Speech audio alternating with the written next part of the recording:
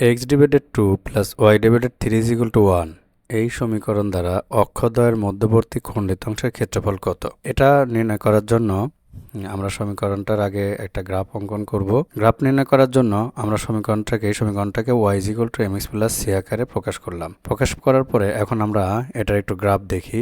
আমরা এই সমীকরণটাকে এখানে আমাদের নোটপ্যাডে যদি গ্রাফ উঠানোর জন্য কমান্ড লিখে রেজাল্টের জন্য এন্টার দেই, তাহলে আমরা এখানে আমাদের গ্রাফটা পেয়ে যাব।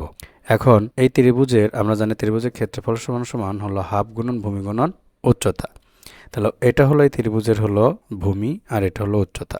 আমরা এখান থেকেও দেখতে পাচ্ছি যে ত্রিভুজের হলো এক্স থেকে এক্স অক্ষ থেকে যতটুকুন কাটবে সেটা হলো তার ভূমি, আর ওয়াই অক্ষ থেকে যতটুকুন কাটবে সেটা হলো তার উচ্চতা। আমরা এই ত্রিভুজের ক্ষেত্রফল নির্ণয় করব, অর্থাৎ এটা হলো ত্রিভুজের ভূমি আর এটুকুন হলো ত্রিভুজের উচ্চতা।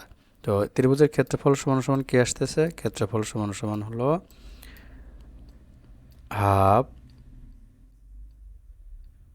গুণন ভূমি কত 2 একক আর উচ্চতা কত? উচ্চতা হলো 3 একক। 3 একক। তো এখন 2 2 কেটে গেল, ত্রিভুজের ক্ষেত্রফল আসলো হলো কত? 3 একক। অর্থাৎ এই সমীকরণ দ্বারা অক্ষদ্বয়ের মধ্যবর্তী খণ্ডিত অংশের ক্ষেত্রফল হলো 3 বর্গ একক। ধন্যবাদ।